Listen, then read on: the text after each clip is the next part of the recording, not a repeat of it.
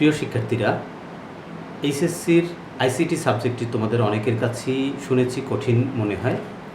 আমি এই কঠিন সাবজেক্টটিকে সহজভাবে উপস্থাপন করে তোমাদের জন্য সহজ করে দেওয়ার চেষ্টা করব। আমি আছি তোমাদের সাথে মোহাম্মদ গোলাম রসুল, সহকারী অধ্যাপক, বরিশাল সরকারি মহিলা কলেজ। আমরা আজকে আইসিটি বিষয়ের তৃতীয় চ্যাপ্টারের একটা অংশ নিয়ে আলোচনা করব। আমরা আজকে সংখ্যা পদ্ধতির যোগ শিখব। আমরা ছোটোবেলা থেকেই যোগ শিখে এসেছি, সেই আমাদের শেখায় কিছুটা ত্রুটি ছিল, আমরা সেই ত্রুটিগুলো দূর করব আজকে। আমরা জানি সংখ্যা পদ্ধতিতে 4 ধরনের সংখ্যা রয়েছে: বাইনারি, অক্টাল, ডেসিমেল, যে সংখ্যা পদ্ধতি আমরা সবসময় সচরাচর ব্যবহার করি, এবং হেক্সাডেসিমেল।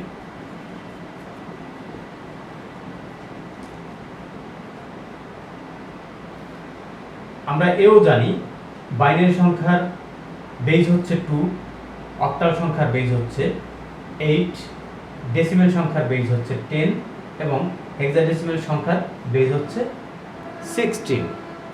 আচ্ছা, আমরা ছোটবেলা থেকে ডেসিমেল সংখ্যা পদ্ধতির যোগ শিখে এসেছি। আমরা কীরকম শিখেছি সেটা একটু দেখি।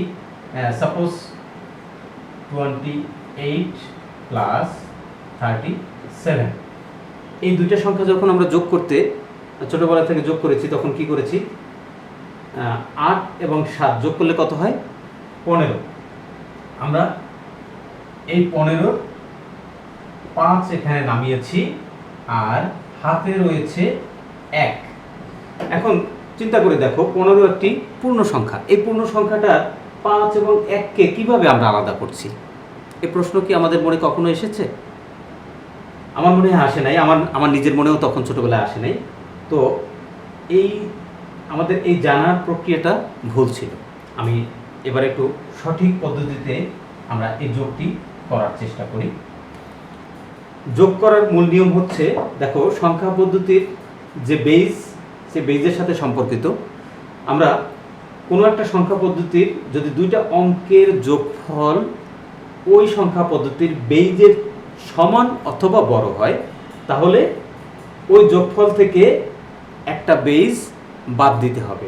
যেমন এখানে 8 এবং 7 যোগ করলে হয় 15। যেহেতু এই সংখ্যা পদ্ধতির ডেসিমেল সংখ্যা পদ্ধতির বেজের চেয়ে বড়, তাই এখান থেকে আমাদের একটা বেজ বাদ দিতে হবে। তাহলে 15 থেকে 10 বাদ দিলে থাকে 5, সেই 5 এখানে নামছে। আমরা ওই 15-র 5 এবং 1 আলাদা করে না, এই 5 আমরা এখানে নেমেছি। এবং আমরা যেহেতু একটা বেজ বাদ দিয়েছিলাম, তাই আমার ক্যারি বা হাতে 1 রয়ে গেছে একটা বেজ বাদ দেওয়ার কারণে। সেই ক্যারি 1টা কোথায় যাবে? ঠিক তার পেছনের সংখ্যার সাথে যোগ হয়ে যাবে। তাহলে 3 এবং 2 5, আর এই ক্যারি 1 কত হলো? 6। এই 6 যেহেতু আমাদের এই বেজের চেয়ে ছোট হয়ে গেছে, তাই 6 সরাসরি এখানে নেমে যাবে। আর যদি বেজের সমান অথবা বড় হইতো, তাহলে আবার আমরা বিয়োগ করতাম। তাহলে নিয়মটা কি? আমরা বেজের চেয়ে ছোট হলে আমরা সেটা সরাসরি নামিয়ে দেবো, এবং বেজের সমান অথবা বড় হলে সেটাকে আমরা সেখান থেকে বেজ বাদ দিব। তাহলে আমরা ডেসিমেল সংখ্যা পদ্ধতির যোগ দেখলাম। একইভাবে আমরা এখন একটা বাইনারি সংখ্যা পদ্ধতির যোগ দেখি। ধরে নিচ্ছি 101 এবং 111, এই দুইটা হচ্ছে বাইনারি সংখ্যা, যার বেজ হচ্ছে 2। আমরা জেনে রাখবো যে সংখ্যা পদ্ধতিতে সাধারণত এভাবে বেজ দিয়ে দেওয়া হয়। বেজ দেখে আমরা বুঝতে পারি যে এই সংখ্যা, এটি কোন ধরনের সংখ্যা। আচ্ছা, এইখানে 1 এবং 1 যোগ করলে কি হয়? 2। এই 2 যেহেতু আমার বাইনারি সংখ্যা পদ্ধতির বেজের সমান, তাই আমার এই 2 থেকে আবার একটা বেজ বিয়োগ করতে হবে। বিয়োগ করলে থাকে কত? 0। সেই 0টাই এখানে নামবে। এখন আমি যেহেতু 2 বাদ দিয়েছি একটা বেজ, তাই এই 1 হচ্ছে আমার ক্যারি থাকবে। এই 1 কোথায় যাবে? এই 1 হচ্ছে তার পিছনের সংখ্যার সাথে যোগ হবে। যেহেতু পিছনের সংখ্যা 1 আছে, এই 1 এর সাথে 1 যোগ করলে আবারও 2 হয়। আমি সেই 2 থেকে আবারও, যেহেতু বেজের সমান হয়ে গেছে, আবারও 2 বাদ যাবে, থাকবে 0। সেই 0টাই এখানে নামছে। আবার আমার ক্যারি রইল 1। এই ক্যারি 1 কোথায় যাবে? পেছনের সংখ্যার সাথে। পেছনে রইল কত 1 এবং 1 আর এই ক্যারি 1, তিনটা যোগ করলে হয় 3। এই 3 যেহেতু আমার এই বেজের চেয়ে বড়, তাই 3 থেকে আবারও আমি 2 বাদ দিব। বাদ দিলে থাকে কত 1, সেই 1 এইখানে নামছে। এবারও আমার একটা ক্যারি 1 থেকে যাচ্ছে, যেহেতু আমি 2 বাদ দিয়েছিলাম তাই আমার ক্যারি 1 থেকে যাচ্ছে। সেই ক্যারি 1 কোথায় যাবে? এর পিছনের সংখ্যা, যেহেতু পিছনে আর কোনো সংখ্যা নাই তাই এই ক্যারি 1 সরাসরি আমার এই ফলাফলের পিছনে নেমে যাবে। এটাই হচ্ছে আমার এই সংখ্যা দুটির যোগফল। এই হচ্ছে বাইনারি যোগ। এবারে আমরা অক্টাল সংখ্যায় আসি। আশা করি তোমাদের বুঝতে কষ্ট হচ্ছে না। আমরা অক্টাল সংখ্যায় আসি। আমি ধরে নিচ্ছি 7 7 একটা অক্টাল সংখ্যা এবং এটার সাথে 2 3, এই দুইটা অক্টাল সংখ্যাকে আমরা যোগ করব।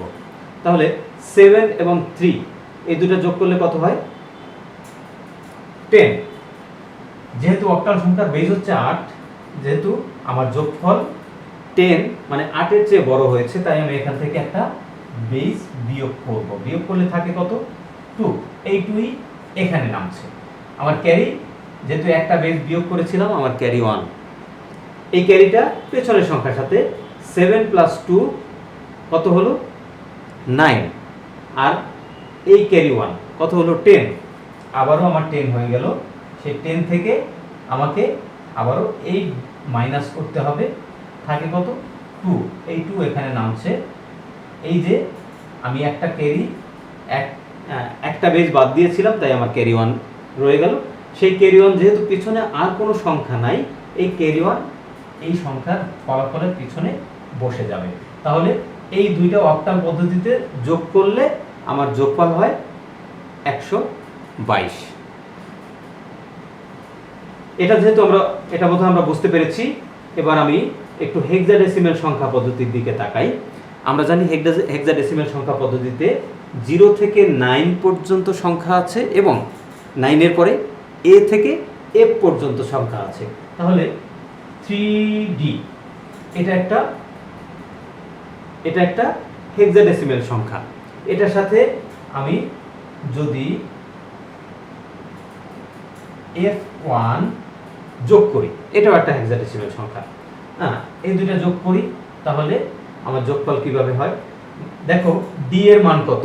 A B C D মানে 10 11 12 13। D এর মান হচ্ছে 13, আমরা ছোট করে ওর মানটা লিখে নিতে পারি, এবং F এর মান হচ্ছে 15। তাহলে 13 এবং 1 যোগ করলে কত হয় 14। আমার বেস কত 16, 16-র চেয়ে ছোট আছে এখনো, 16 সমান হয়নি, অতএব আমাকে এখানে বিয়োগ করতে হচ্ছে না। তাই 13 এবং 1 যোগ করলে হয় 14। তাহলে হেক্সাডেসিমেলে 14 মানে কত?